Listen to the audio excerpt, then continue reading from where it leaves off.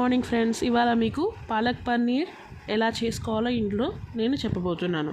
దీనికి కావాల్సిన పదార్థాలు, మనం పాలక్ పన్నీర్ తయారు చేయడానికి ఫస్ట్ పాలక్ పన్నీర్ తీసుకొని దాన్ని ముక్కలుగా కోసుకొని మామూలుగా డైరెక్ట్గా వేసుకోవచ్చు. కానీ దానికన్నా ముందర కొంచెం బాయిలింగ్ వాటర్లో ఉప్పేసి దాంట్లో ఈ పాలక్ పన్నీర్ ముక్కలు వేస్తే ముక్క అనేది చాలా సాఫ్ట్గా అవుతుంది అండ్ టెండర్ అవుతుంది అండ్ తినడానికి చాలా ఈజీగా మెత్తగా ఉంటుందండి. ఉడికితే ఎక్కువ ఉడకాల్సిన పని కూడా లేదు.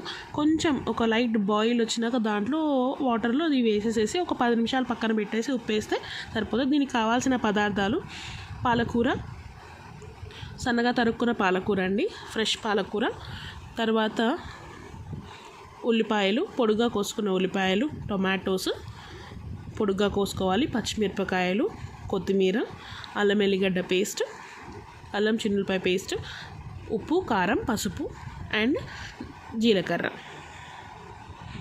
ముందుగా ఏం చేయాలంటే, ముందుగా పాలకూరని బాగా కడుక్కొని పక్కన పెట్టుకోవాలి, చిన్న ముక్కలుగా చేసుకొని. తర్వాత ప్యాన్ పెట్టేసుకొని కడాయి పెట్టుకొని దాంట్లో మనకి తగినంత ఆయిల్ వేసి ఫస్ట్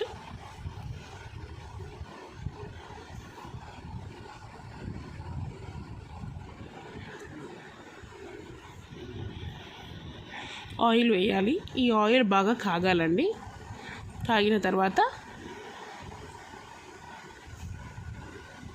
కొంచెం జీలకర్ర వేసుకొని, జీలకర్ర బాగా పాప్ అవ్వాలి, బాగా ఫ్రై అయ్యి చిటపట్లాడుతూ ఉన్నప్పుడు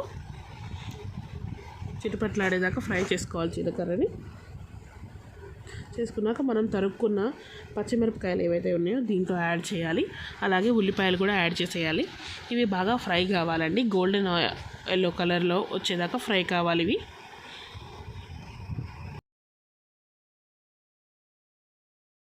ఇవి గోల్డెన్ బ్రౌన్ కలర్లో వచ్చేదాకా కొంచెం ఫ్రై కావాలి. ఫ్రై అయ్యాక కొద్దిగా అల్లం ఎల్లిగడ్డ పేస్ట్ వేసుకొని అది కూడా వాసన రాకుండా, వాసన వచ్చేదా అంటే లైక్ అవి కొంచెం ఫ్రై అయ్యేదాకా వేపుకున్న తర్వాత ఈ కట్ చేసుకున్న టొమాటో ముక్కలు ఏవైతే ఉన్నాయో ఇవి దీంట్లో యాడ్ చేసి ఇవి కూడా బాగా మగ్గపెట్టాలి. దీంట్లో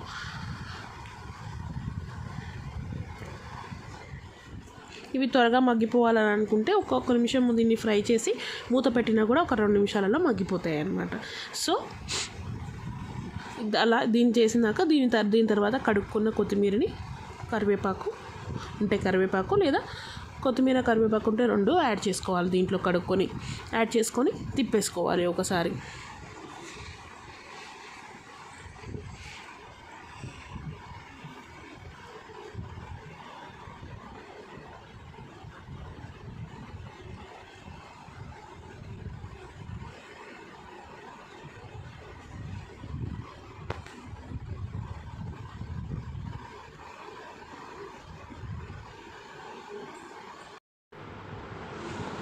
ఇప్పుడు ఇలా కొద్దిగా టమాటోస్ కూడా ఫ్రై అయ్యాక దీంట్లో మనం ఫ్రెష్గా తరుక్కున్న ఈ పాలకూర అనేది వేసేసేయాలండి. ఈ పాలకూరని ఒకేసారి వేయకుండా ఫస్ట్ కొంచెం వేసేసేసి అది కొద్దిగా మగ్గిపోయాక ఇంకొంచెం వేసుకోండి.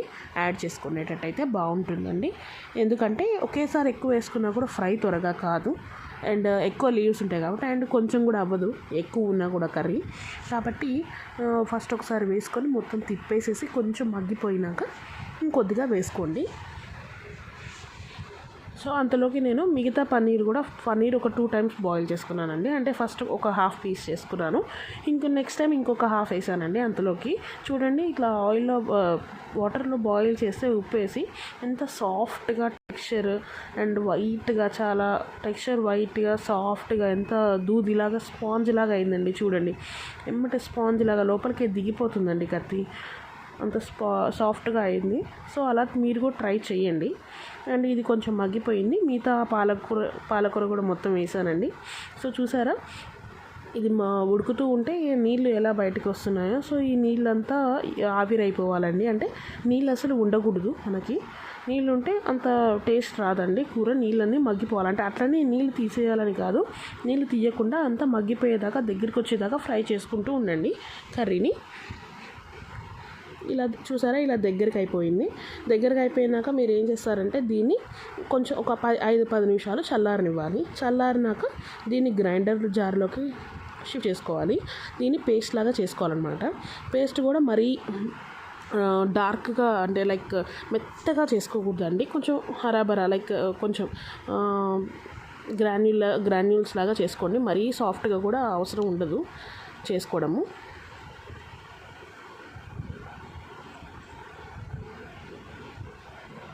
మొత్తం ట్రాన్స్ఫర్ చేసేసుకొని ఒక 5-10 నిమిషాలు అట్లా ఆ జార్ని పక్కన పెట్టుకోండి. సో ఇలా జార్ని కొంచెం పక్కన పెట్టుకోండి. ఎమ్మటే పొయ్యి మించి తీసినాక ఎమ్మటే గ్రైండర్ పెట్టి వేసేసుకోకండి. ఎందుకంటే గ్రైండర్లో కూడా హీట్ ప్రొడ్యూస్ అవుతుంది. ఆ హీట్ మొత్తం బయటికి చిన్నుతుందండి చేసేటప్పుడు. సో అంతలోకి అది కొంచెం చల్లారే లోపల మనం మళ్ళీ ప్యాన్ని కొంచెం హీట్ చేసుకొని ప్యాన్కు తుడుచుకొని కొంచెం హీట్ చేసుకొని కొంచెం ఆయిల్ మనకి పోపు వేసేలాగా ఈ కర్రీ ఫ్రై అయ్యేలాగా ఆయిల్ కొద్దిగా వేసుకొని దాంట్లో కొద్దిగా లైట్గా జీలకర్ర వేసేసుకోవాలి. జీలకర్ర వేసుకుంటే వేసుకోవచ్చు. ఆల్రెడీ మనం ఇందాక కూడా వేసాం కాబట్టి అవసరం అంత లేదు. సో ఇప్పుడు నేను ఏం చేస్తున్నానంటే దీంట్లో బిర్యానీ ఆకు, దాల్చిన చెక్క, లవంగాలు, ఇలాచీ ఈ 4 వేసేసేయాలండి. వేసేసి కొంచెం ఇవి బాగా ఫ్రై కావాలి ఈ ఆయిల్లో. వాటి ఫ్లేవర్ అనేది తెలుస్తూ ఉండాలి ఈ ఆయిల్లో. బికాజ్ ఇదే లాస్ట్ కాబట్టి, అంటే ఈ కర్రీ అనేది దీంట్లో ఫ్రై అవుతుంది కాబట్టి. సో ఇప్పుడు దీన్ని గ్రైండ్ చేసుకోవాలండి.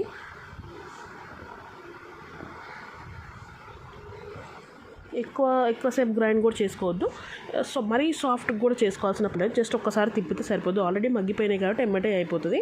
సో ఈ గ్రైండ్ చేసుకున్న పేస్ట్ అనేది దీంట్లో ట్రాన్స్ఫర్ చేసేసుకొని కొంచెం బాగా ఫ్రై అయ్యేదాకా ఆగాలి.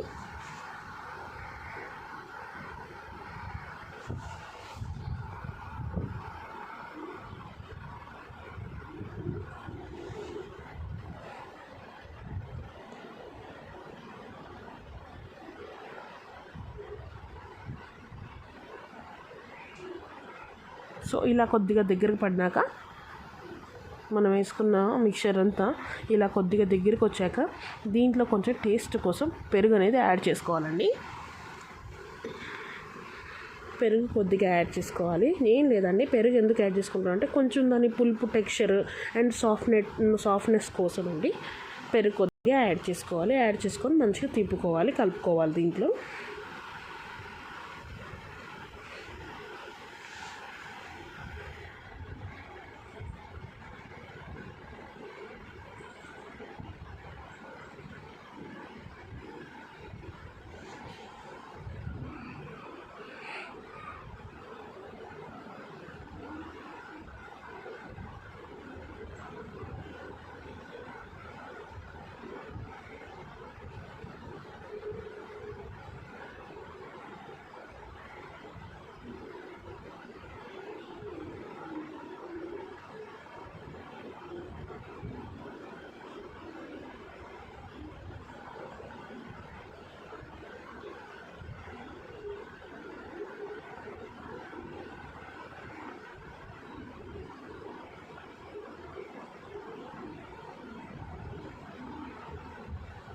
సో ఇప్పుడు దీంట్లో కొంచెం దగ్గర పడ్డాక తగినంత ఉప్పు, కారము, పసుపు వేసుకొని బాగా కలుపుకోవాలి. మీరు ఎలా టేస్ట్ తింటారో అంత కొంచెం కారం ఎక్కువ తక్కువ చూసుకొని వేసుకోవాలండి. ఈ టైంలో కొద్దిగా మనం ఇలా కలుపుకొని టేస్ట్ చేయొచ్చండి కర్రీని. టేస్ట్ చేసినట్టయితే తక్కువైందా ఎక్కువైందా అనేది తెలుస్తుంది.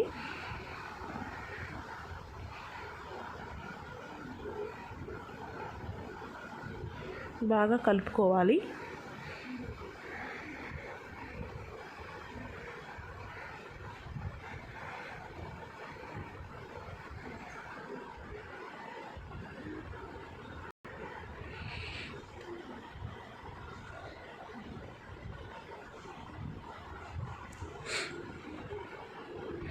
సో ఇప్పుడు నేను ఏవైతే పన్నీర్ ముక్కలు బాయిల్ చేసుకున్నానో ఆ పన్నీర్ ముక్కలు చూడండి ఎంత సాఫ్ట్గా ఉన్నాయో, స్పాంజ్ లాగా ఉన్నాయండి ఈ పన్నీర్ ముక్కలు.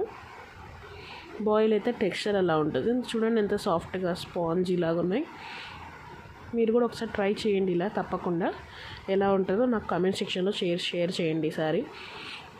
సో దీన్ని కొంచెం వడపోసేసుకొని ముక్కలన్నీ మన కర్రీ ఏదైతే గ్రేవీ ప్రిపేర్ అయిందో దాంట్లో కలిపేసుకోవాలి ముక్కలన్నింటినీ.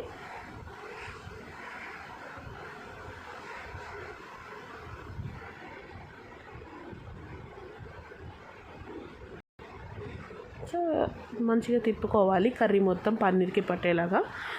దీంట్లో ఏంటంటే అండి మనం ఆల్రెడీ బాయిల్ చేసాం కాబట్టి సాఫ్ట్గా ఉంటాయి కాబట్టి ఇరిగే ఛాన్సెస్ ఉంటుంది పన్నీర్ ముక్క. సో కాబట్టి మీరు మెల్లిగా తిప్పుకోవాలి, ఎక్కువ గట్టిగా తిప్పుకోకూడదు, తిప్పుకుంటే ముక్క చితికే ఛాన్సెస్ ఉంటుంది.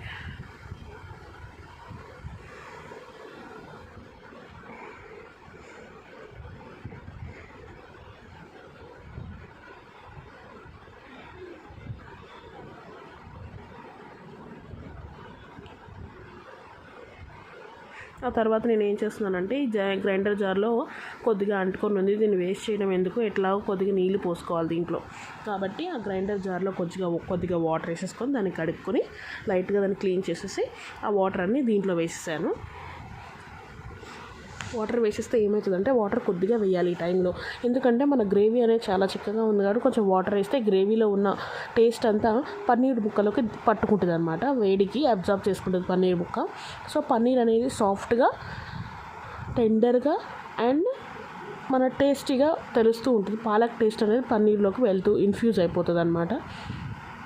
సో ఈ టైంలో ఇలా చేసుకొని కొంచెం బాగా పైన ఆయిల్ వచ్చేదాకా మగ్గపెట్టేయాలి దీన్ని.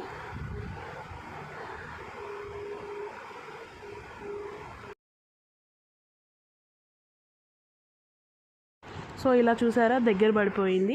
ఇప్పుడు ఏంటంటే పన్నీర్ మొత్తం అబ్సార్బ్ చేసుకుంది, పన్నీర్ కలర్ కూడా చేంజ్ అయింది కొంచెం లైట్ గ్రీనిష్ కలర్లో. అంటే ఏంటంటే పన్నీర్ బాగా పాలక్ నుంచి వాటర్ అనేది అబ్సార్బ్ చేసుకుందని అర్థము, టేస్ట్ కూడా బాగుంటుందని అర్థం అనమాట. సో ఇలా ఆయిల్ బయటకు వచ్చి చేస్తున్నప్పుడు సర్వ్ చేసేసుకుంటే అంతే అండి, సింపుల్ పాలక్ పన్నీర్, గుమగుమలాడే palak paneer home style recipe చాలా రెడీ. ఇది లంచ్ బాక్స్ రెసిపీలా కూడా మీకు పనికొస్తుంది. Thank you friends for sharing and subscribing and commenting. Your valuable comments are very important for me. Please do share and subscribe and view my channel and my recipes. Thank you.